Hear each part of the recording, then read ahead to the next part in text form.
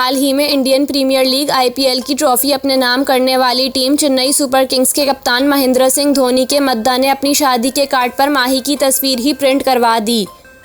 पर स्टार अपने पसंदीदा अदाकारों और क्रिकेटर्स के लिए ऐसे काम करते हैं जो सोशल मीडिया पर दीगर सार्फिन की तवज्जो का मरकज़ बन जाते हैं, और हाल ही में ऐसा ही वाक़या भारत में पेश आया। भारतीय मीडिया रिपोर्ट्स के मुताबिक रियासत छत्तीसगढ़ के गांव कोंडकेल से ताल्लुक़ रखने वाले दीपक पटेल ने अपनी शादी के कार्ड के दोनों तरफ न सिर्फ MS धोनी की तस्वीर छपवाई बल्कि इनका मशहूर जर्सी नंबर 7 भी लिखवाया। इसके अलावा दीपक ने धोनी का मकबूल लक़ब थाला भी लिखा, जिसका मतलब रहनुमा होता है। जर्द रंग का शादी का ये कार्ड सोशल मीडिया पर खासा वायरल हो रहा है, जबकि इसी कार्ड के जरिए दीपक पटेल ने MS धोनी को अपनी शादी में मदऊ भी किया है।